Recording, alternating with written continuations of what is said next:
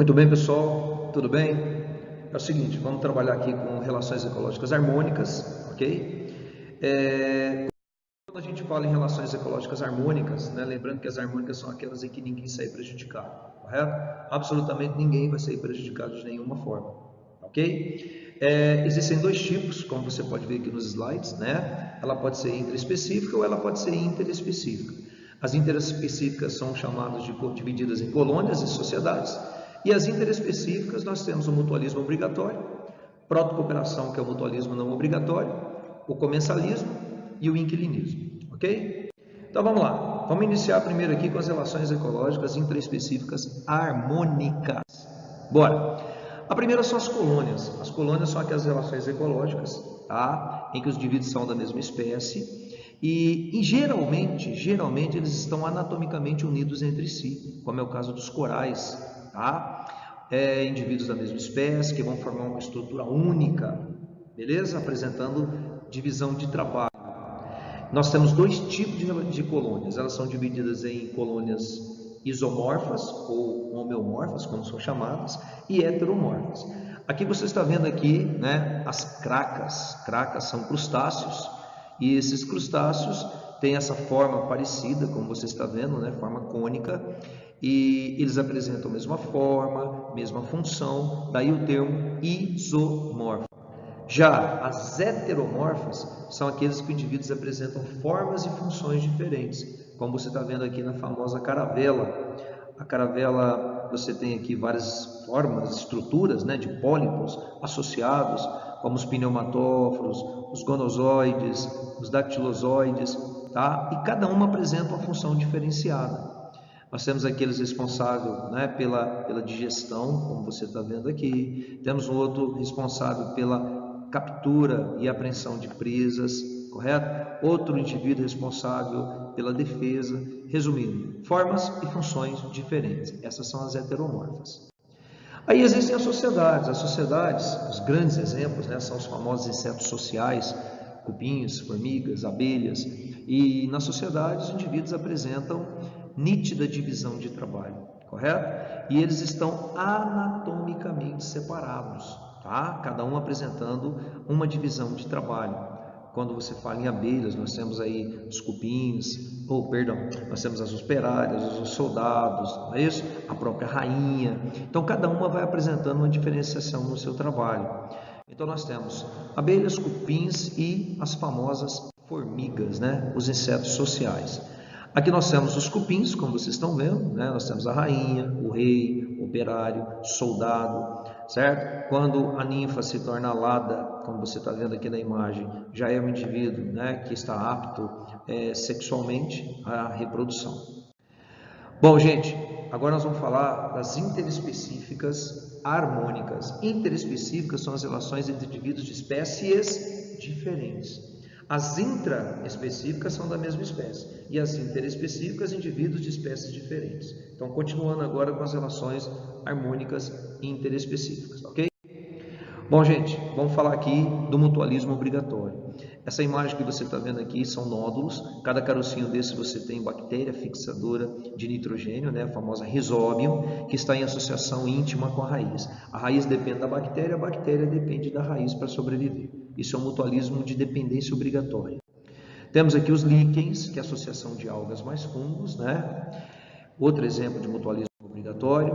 O grande exemplo dos ruminantes também. Os ruminantes apresentam no seu sistema digestório bactérias fixadoras, né? Aliás, bactérias que digerem a celulose para os ruminantes, porque os ruminantes não têm a capacidade de digerir a celulose.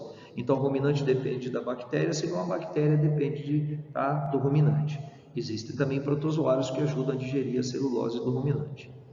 Aí eu coloquei para você aqui, gente, olha lá, os 4 grandes exemplos de mutualismo que você pode encontrar no seu vestibular, tá? Então você tem aqui, vai acompanhando, você tem aqui os nódulos, que são a associação de Rhizobium com raízes. As bactérias fornecem nitrogênio para as raízes e, por sua vez, as raízes fornecem carboidrato para a bactéria. Líquens, outro exemplo de mutualismo obrigatório, alga fornece carboidrato para o fungo e fungo fornece água para as algas. Ruminantes e bactérias. Bactérias digerem a celulose para os ruminantes. Em contrapartida, os ruminantes fornecem alimento para as bactérias. E outro caso, cupins e protozoários, né? Os protozoários conhecidos como triconíferas, que também auxiliam no processo da digestão da celulose para o cupim. Legal? Então, um não vive sem o outro. Isso é que nós chamamos de mutualismo obrigatório. Outro exemplo agora é a protocooperação. A protocooperação também é um tipo de mutualismo, só que é um mutualismo não obrigatório. Esse exemplo que a gente está tendo aqui, como vocês estão vendo, né? Nós temos aqui o caranguejo, paguro, certo? E associado com uma anêmona do mar. Toma cuidado, gente, que quando você está vendo aqui, né? Olha lá, ó, aqui tem a concha do caramujo, essa concha ela está vazia.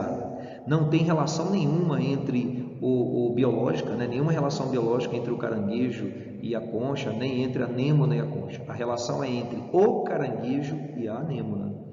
O caranguejo transporta a anêmona, né, para todos os lados, e em contrapartida a anêmona protege o caranguejo, tá? Porque a anêmona do mar é um quinidário, um animal que apresenta células urticantes, beleza? Porém, eles podem viver separados, por isso que não é um mutualismo, né, obrigatório, é um mutualismo não obrigatório. Nós temos aqui a imagem, né, como você está vendo ali, do caranguejo escondidinho dentro de uma concha de caramujo. Outro exemplo são alguns animais em que você tem os pássaros associados a ele, né? Como você está vendo nesse animal, em que tem pássaros associados a ele. Tá?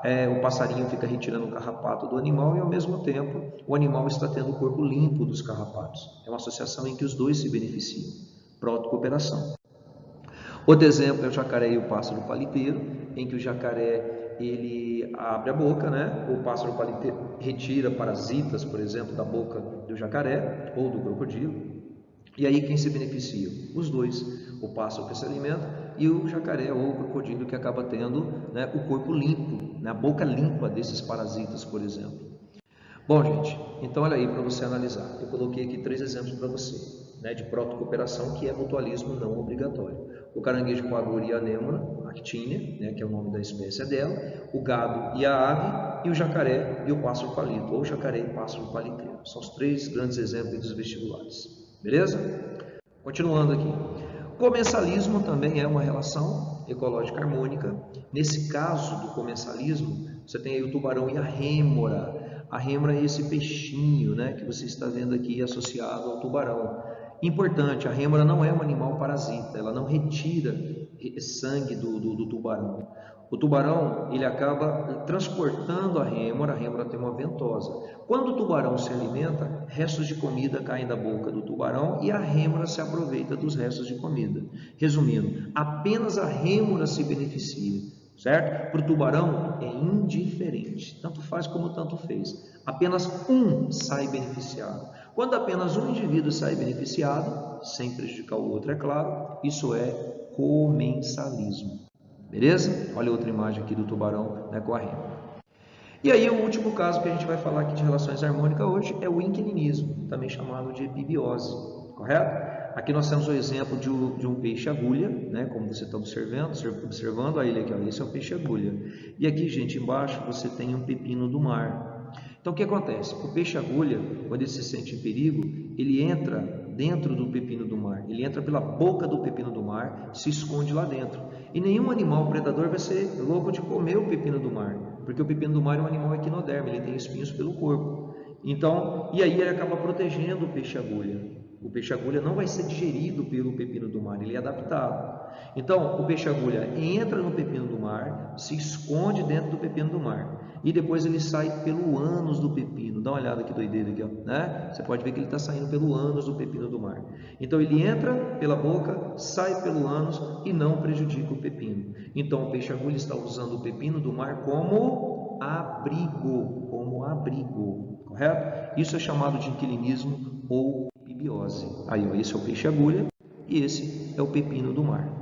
Outro tipo de inquilinismo que existe, olha lá, ó, é o epifitismo, que é uma relação, um tipo de inquilinismo em que vegetais crescem sobre outros vegetais. Como você está vendo aqui, você tem aqui o exemplo de uma orquídea crescendo, olha lá, ó, em cima de um coqueiro, por exemplo. Então ele está usando apenas como abrigo, ele não é parasita, correto? Porque se fosse parasitismo seria uma relação desarmônica. Ele só usa, tá, como suporte. Então, como se trata de um vegetal crescendo sobre outro vegetal, você chama isso de epifitismo. Tá ok? Bom, gente, então nós finalizamos aqui as relações ecológicas harmônicas, correto? É muito tranquilo, muito sossegado, tá? Então vamos lembrar rapidão. As harmônicas intraespecíficas da mesma espécie, você tem colônias e sociedades. E as relações ecológicas harmônicas interespecíficas, ou seja, de espécies diferentes, nós temos mutualismo obrigatório, protocooperação, também chamado de mutualismo não obrigatório, correto? Temos o comensalismo, temos o inquilinismo, beleza? E nós trabalhamos aqui. Joinha? Até a nossa próxima aula, a gente vai trabalhar com relações ecológicas desarmônicas. Um grande abraço a cada um de vocês. Tchau, tchau.